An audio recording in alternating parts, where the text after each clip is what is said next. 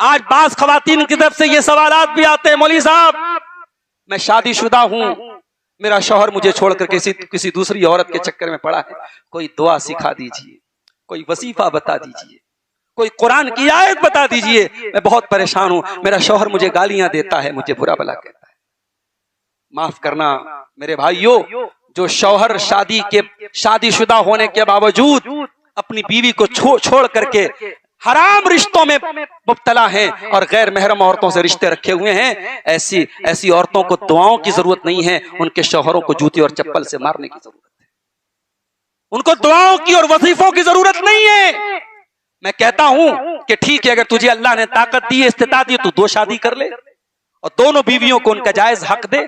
और अगर तेरे पास अपनी पहली बीवी को देने के लिए भी टाइम नहीं है और तू दूसरी औरत से हराम रिश्ते बना के रख रहा है और पहली बीवी को मार रहा है, डांट रहा है, गाली दे रहा है, तो तू दुनिया का जलील तरीन इंसान है। तुझे अपने आप को मुसलमान भी नहीं कहना चाहिए। मेरे नबी ने क्या फरमाया, खैरुकुम ले अहलिही व अना खैरुकुम ले अहली। ओ लोगों, तुम में सबसे बेहतरीन इंसान वो है जो अपनी फैमिली के लिए अच्छा हो और मैं अपनी फैमिली के लिए सबसे अच्छा हूं। अल्लाह के नबी ने फरमाया।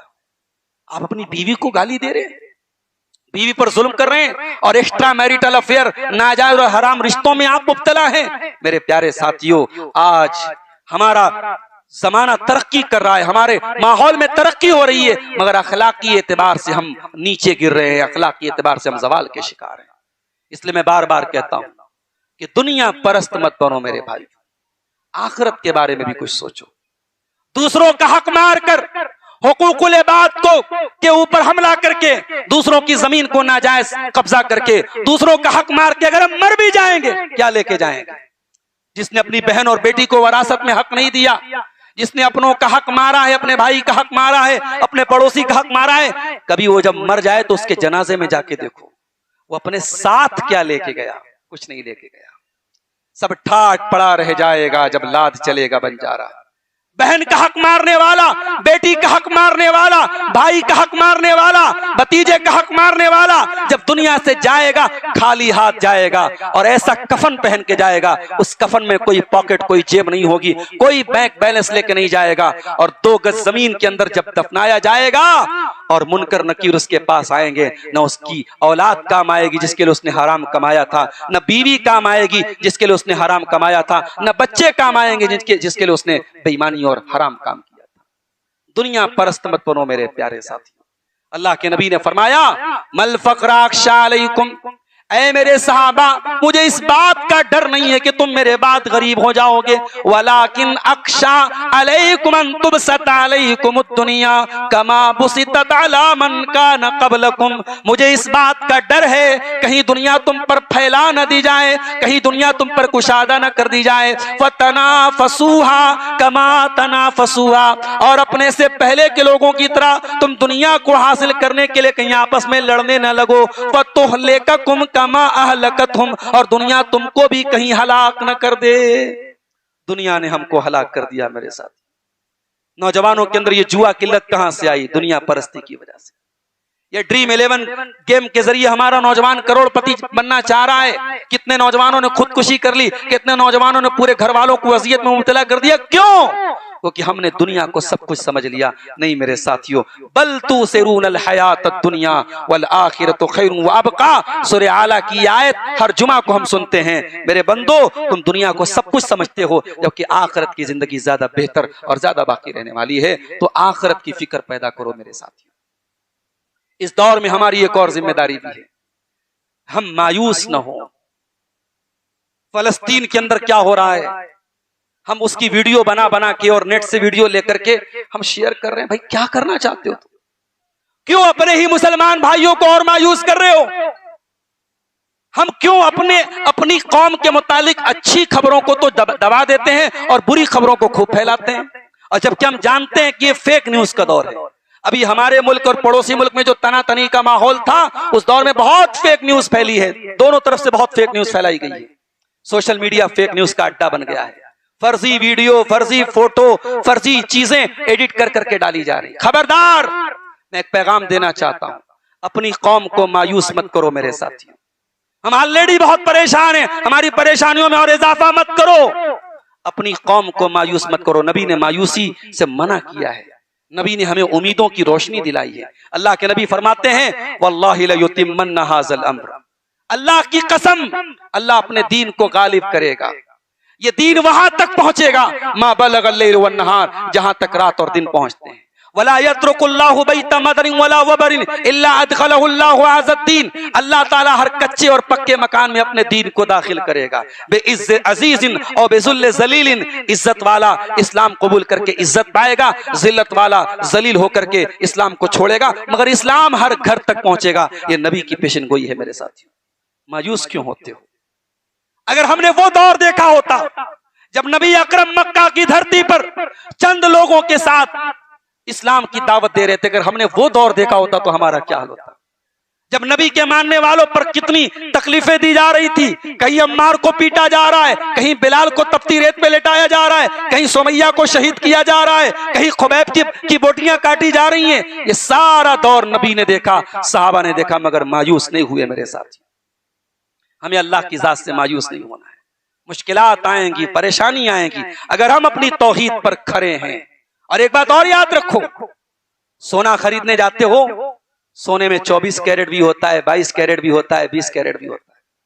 अगर कोई 20 कैरेट का सोना ले ले, हम कहते चलो भाई ठीक है, ये 24 कैरेट तो नहीं है मगर है तो सोना, 20 कैरेट है, कुछ हल्का है मगर है तो सोना।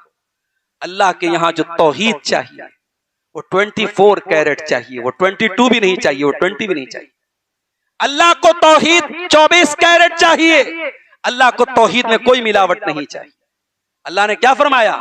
वादल्लाहुल्लज़ीना आमनू मिनकुम वामिलुस्सालिहाति लयस्तक्लिफन्नहुम फिल अर्दि कमस्तक्लफल्लज़ीना मिन क़ब्लिहिम वला युमक्किनन्न लहुम दीनहुमुल्लज़ी इर्तदा लहुम वला युबद्दिलन्नहुम मिन बादि खौफिहिम अमना।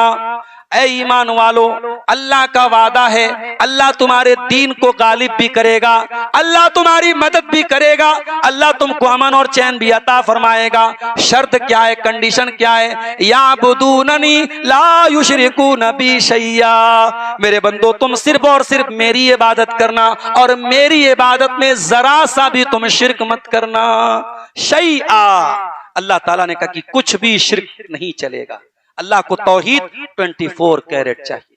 मऊ के अहले हदीसों, डोमनपुरा के अहले हदीसों, आपकी पहचान आपके अकीदे से है, आपकी पहचान आपकी तौहीद से है। इस पहचान को कभी मिटने मत देना और अपने अकीदे को 24 कैरेट का बना लेना। कभी ये सुनने को न मिले कि अहले हदीस ने अकीदे में मुफाहमत कर ली, कभी ये सुनने को न मिले कि अहले हदीस ने तौहीद में कोई कंप्रोमाइज कर लिया। अपने अकीदे को 24 कैरेट का बना लेना और इसी की दावत देना है अपने उन भाइयों को जिनको तौहीद से भटकाया गया है, जिनको तौहीद से हटाया गया, किसी को कब्र परस्ती में लगा दिया गया, किसी को पीर परस्ती में लगा दिया गया। अपने उन तमाम भाइयों को दर्द के साथ और तड़प के साथ हमें तौहीद के रास्ते पे लाना है। आज मऊ के उलमा की तारीख आप पढ़िए, बनारस के उलमा की तारीख आप पढ़िए। हम तो साहब पंखे चल रहे हैं, एग्जॉस्ट चल रहा है, जरा सी गर्मी होती है तो हमें बर्दाश्त नहीं होता। हमारे उलमा ने कैसे तबलीग की है। मैं अभी बनारस में एक जनाजे में गया, इत्तेफाक से जहां जनाजे की नमाज पढ़ी जा रही थी वहीं मौलाना हबीबुल्लाह साहब का मकान था। बनारस में एक अहले हदीस आलिम गुजरे थे मौलाना हबीबुल्लाह साहब, उनको मौलाना हब्बी बोलते थे, मौलाना हब्बी साहब। मैंने कहीं पढ़ा था, हमारे उस्ताद मोहतरम मौलाना यूनुस साहब ने लिखा था कि मौलाना हबीबुल्लाह साहब वो आलिम दीन थे कि बनारस में जब गाजी मियाँ का मेला लगता था, जो आज भी मेला लगता है, जब वो मेला लगता था तो वो बेचारे बनारस में गाजी मियाँ के मेले में, लोहता एक जगह है बनारस में, वहां के मेले में, बजटिया के मेले में जाते थे क्योंकि मेले में बड़ी भीड़ आती थी, और अपनी टिफिन लेके जाते थे और सुबह से शाम तक वहां बैठ करके लोगों को पकड़ पकड़ के तौहीद की दावत देते थे। 10 लोगों को समझाते थे, 10 में से कोई एक आदमी बात सुन लेता था, तो एक आदमी इस्लाह कर लेता था। खाने का टाइम होता था, अपनी टिफिन खोलते थे, खाना खा लेते थे, शाम तक ये काम करते थे। इस तरीके से नगर नगर गांव गांव उन्होंने घूम करके अल्लाह के दीन की दावत की थी, अल्लाह की तौहीद को पहुंचाया था। मेरे साथी, ये काम हमारे असलाफ का था, ये काम हमारे उलमा का था, ये काम हमारा भी होना चाहिए। हम तौहीद पर खरे उतरें और अल्लाह के बंदों को तौहीद से जोड़ें। मेरे प्यारे साथियों, अल्लाह के साथ शिर्क करके हम अल्लाह को राजी नहीं कर सकते, माफ करना। आज मैंने एक बहुत बड़े सियासी लीडर का बयान सुना, मुसलमान सियासी लीडर का। उनसे किसी ने पूछा कि हिंदुस्तानियों के पास क्या है, उन्होंने कहा साहब हमारे पास गरीब नवाज है, हमारे पास गरीब नवाज है। यानी आज आपको अपनी कब्र परस्ती पर, अपनी मुर्दा परस्ती पर, अपनी पीर परस्ती पर फख्र है, और आप किसी अल्लाह के नेक बंदे को गरीब नवाज का टाइटल देके उस पर फख्र करते हैं। माफ करना मेरे भाइयों, मुसलमान का अकीदा ये होना चाहिए, हमारा गरीब नवाज अल्लाह है, हमारा दस्तगीर अल्लाह है, हमारा गौसे आजम अल्लाह है, और इसी तौहीद की दावत अल्लाह के बंदों को देनी चाहिए। मौजूदा दौर में एक काम और हमें करने की जरूरत है। हम और आप ये तो मानते हैं कि हालात को बदलने की ताकत अल्लाह के हाथ में, और हम ये भी जानते हैं ला यरुद्दुल क़ज़ा इल्ला दुआ, कि हालात को अगर कोई चीज पलट सकती है तो दुआ पलट सकती है। हम दुआ क्यों नहीं करते? बाज लोग दुआ को बड़े हल्के में लेते हैं। एक साहब कहने लगे हरम में दुआ हो रही है, अल्लाह फलस्तीन के मुसलमानों की मदद फरमा, दुआ से क्या होगा? अरे दुआ से बहुत कुछ होगा। दुआओं से तकदीर बदल जाती है। दुआओं से अल्लाह ताला ने अपने नबी, बद्र के मैदान में 313 सहाबा थे, नबी ने दुआ की थी अल्लाहुम्मा इन तुहलिक हाज़िल साबता लन तौबता फिल अर्ज़, ऐ अल्लाह अगर ये मुट्ठी भर हलाक हो गए तो फिर तेरी इबादत करने वाला कोई नहीं होगा। अल्लाह ने अपने नबी की दुआ कबूल की और आसमान से फरिश्ते अल्लाह की बंदों की मदद के लिए उतरे थे। तो कभी दुआ को हल्के में मत लेना मेरे साथ, दुआ करते रहना। वइज़ा सालक इबादी अन्नी फ़इन्नी क़रीब, ऐ मेरे नबी जब आपसे मेरे बंदे पूछे अल्लाह कहाँ है तो जवाब दे देना कि मैं करीब हूँ, उजीब दावत दाई, मैं दुआ करने वाले की दुआ को सुनता हूँ। शर्त यह है फलयस्तजीबू ली वलयुमिनू बी, कि बंदा मेरी बात माने और मेरे ऊपर ईमान रखे। दुआ किया करो मेरे साथियों, अल्लाह से रुजू करो, अल्लाह से गिड़गिड़ाओ, अपनी रोजी रोटी के लिए भी दुआ करो, अपनी औलाद की नेकी के लिए भी दुआ करो, अपने हालात की इस्लाह के लिए भी दुआ करो। और मेरे साथियों, मौजूदा दौर में हमारे करने का एक काम और भी है, और ये बहुत अहम काम है, और आज जुमा का खुतबा भी मैंने इसी मौजू पर दिया है। आज हम और आप हम देखते हैं कि समाज में बहुत सारे लोग बुराई में मुब्तला हैं। बहुत सारे लोग ऐसे हैं जो शराब और शबाब में मुब्तला हैं, गुनहगार हैं, खताकार हैं, बदकार हैं। हम जब दीन की बात करते हैं, नमाजियों को करीब करते हैं, दीनदारों को करीब करते हैं, और जो समाज के बुरे लोग हैं हम उन्हें दूर छटका देते कि साहब इनका दीन से कोई ताल्लुक नहीं। हम बुरे लोगों को दूर कर देते हैं। अल्लाह ने कुरान में अपने नबी से क्या कहा? कुल या इबादियल्लज़ीना असरफू अला अनफुसिहिम ला तक़नतू मिर रहमतिल्लाह। ऐ नबी आप कह दीजिए, ऐ मेरे वो बंदो जिन्होंने गुनाह कर करके अपनी जानों पर जुल्म कर लिया है, बहुत गुनाह कर लिया, बहुत गलत काम कर लिए, ला तक़नतू मिर रहमतिल्लाह, ऐ गुनहगारो, ऐ शराबियो, ऐ जानियो, ऐ अल्लाह को नाराज करने वालों, अल्लाह की रहमत सिर्फ नमाजियों के लिए नहीं है, अल्लाह की रहमत सिर्फ तहज्जुद पढ़ने वालों के लिए नहीं है, अल्लाह की रहमत तुम्हारे लिए भी है। ला तक़नतू मिर रहमतिल्लाह, आ जाओ अल्लाह से तौबा कर लो, अल्लाह से माफी मांग लो, अल्लाह की रहमत से मायूस न हो। तौबा कर लो मेरे साथियों, तौबा कर लो, इससे पहले कि तौबा का दरवाजा बंद हो जाए, तौबा की तौफीक छीन ली जाए। हमें और आपको तौबा करनी चाहिए, अल्लाह से माफी मांगना चाहिए। हमने वो दौर भी देखा, कोरोना का दौर देखा, हमने वो दौर भी देखा, कारोबार की मंदी का वो दौर बनारस में हम इस वक्त देख रहे हैं। 70% बनारस का नौजवान आज बनारस छोड़ के कोई सूरत जा रहा है, कोई बेंगलोर जा रहा है। कहने वाले कह रहे साहब बनारस में इतनी मंदी का दौर कभी नहीं आया, इतनी मंदी हो आ गई, इतनी परेशानियां आ गई, इतनी बड़ी बीमारी आ गई, हमारी बुराइयों में कोई कमी नहीं आई, हमारे गुनाहों में कोई कमी नहीं आई, हमारी लापरवाही में कोई कमी नहीं आई।